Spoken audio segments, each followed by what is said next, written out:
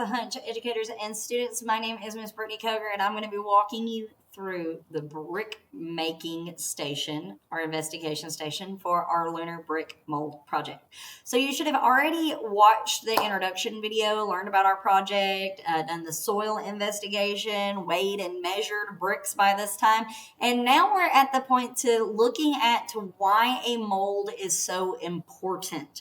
Why do they need brick mold? So we're going to be trying to make a brick on our own here and see why a mold is so important. So we're going to be getting messy today. So be prepared for that in this station. You can set this up whole group, and if you trust your students, measuring and weighing out these materials is wonderful for them to do. We are going to be making salt dough, which is very simple, and I'm going to go over how to make that, and we're going to go through the process together. Okay, all right. Here we go. We're going to dive right in. So a mold that we're going to be making is going to look a lot like this one. This is about the size. This is 1 by 5 by 1. Well, this is 1.5 by 5.5 by 1.5. It's a little bit bigger than our brick. So the inside is the exact size of the brick that we will be making on the moon. So we got to know why a mold is so important. Why do we need a mold? What happens if bricks are not all the same size? Think about our walls in our school. My school is made of brick. So think about houses built of bricks. If those all weren't the same size, would the house stand level? Probably not. So we had a discussion on why a mold was important. We talked about different types of mold. Here is like a Black Panther. This was a little ice tray mold. Here is a sand castle mold I got at the Dollar Tree. Play-Doh comes with molds. This is a little rainbow mold. Cookie cutters can be molds. Here is one that come on top of a Play-Doh. It's a little dolphin that you can use.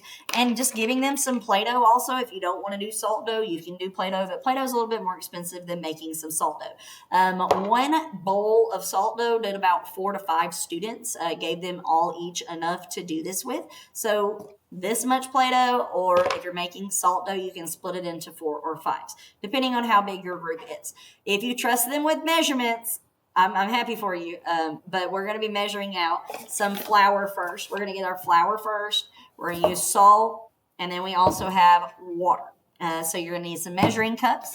All of this is 1 cup of each. I already have it measured out, and we're going to get a bowl or a trusty spoon here, and we're going to get messy. I'm going to roll my sleeves up, and we're going to get a little messy for this one. So let me pull my hair back so it doesn't get in the way. First, you're going to start out pouring your flour in. Now, you can have your students measure it out and have 1 cup of flour. So 1 cup of flour in. Put my measuring cup to the side. Same thing with the salt. 1 cup of salt. Salt goes in. And then 1 cup of water. And we're going to pour that in there. Move those out of the way. Take your trusty spoon and let them mix it. Now, if you trust your students to mix it, then allow them to mix it. You're going to mix it for a minute with the spoon, and then eventually you're going to get to using your hands, okay? And if it's too watery, you need to add some more flour to it. Go right ahead. Mine's a little bit watery, so I'm going to add some more flour to it. Throwing my flour around here. And you're going to mix it up. Now, we're talking about molds, cast, and fossils, which is science standards here in Georgia, where I live. We talk about with my 3rd graders molds, cast, and fossils, and the differences between those. So after a few minutes, after you get it stirred up a little bit, mixed up a little bit, you're going to have to get your hands dirty and get them in there. And this was always fun with my students, to get them kneading the dough and mixing it together and crumpling it up in their hands. And you're going to make a nice ball of dough. So the students are going to need just a good little handful, about that much of the salt dough. You can give them a little bit more than that if you want to. So I'm going to put the rest of that down in the floor. I made a big mess up here, so that's okay. It's part of it. We're going to make a mess. All right. So we made our salt dough, and I had them place it down on the table, and I had them look at a ruler. We talked about measurements. We've already done weight and measurements. So we've talked about measurements before and how to read a ruler correctly. So, okay, I want you to look. Where is 5 inches? We're not supposed to go past 5 inches long. So that long, all right? 1 inch wide, that tall. So put the ruler back and I want you to take your dough and I want you to try to form it into a rectangular shape that would be perfect. I want you to try to make your brick as perfect as you can. Make a hypothesis first. Do you think you can make this perfect? You can do that with your students and ask them that question. You know, it may be interesting to see what they have to say. All right, so we're going to form this. Notice that's really tall right there. So I told my students you're going to want to pull a good bit off of this. Pull you a little bit off to the side, put it in a ball, because you're not going to need all of it. So pull a little bit off, put it to the side, put it in a ball. All right, and we're going to form this and try to make it a perfect rectangle. And I gave my students a few minutes. I did not let them use the ruler on this part because I wanted to see how they could do it with their hands. And I wanted them to see the process of making this and making this correctly. Then, after we made it, we got our measuring tool and we measured it. Woo! This is 7 inches, so I'm way off there. So I would need to be 5 inches. Let's take that much off. All right, there's 5 inches. Let's see how tall I am. Ooh, I am almost 1 inch tall, so pushing it up just a little bit. And let's see how wide. I am almost 1 inch wide, so I was very close to getting this correct. Then I let them shape it with the ruler and help them with the ruler and get their shape more correct and flattened out in their edges. So, okay, now would you want to build a house with that? Think about if you were building a house. Look at this brick. If you were having to make all these bricks by hand, would your house be nice and sturdy? Probably not, because it's not perfect. Nobody's perfect. We can't do it perfect. A mold is what's going to get it perfect, because if we push it down in that mold, it's going to come out to look exactly like that. And I let them do that. I had some molds, and we took ours and we pushed it down in the mold and saw how close we were to getting it correct. And then when we pull it out of the mold, and notice mine says NASA on it, my little mold. So that makes it perfect. So I showed them a mold and why it is important, and then we tried to form our own brick, and I let them take their brick home.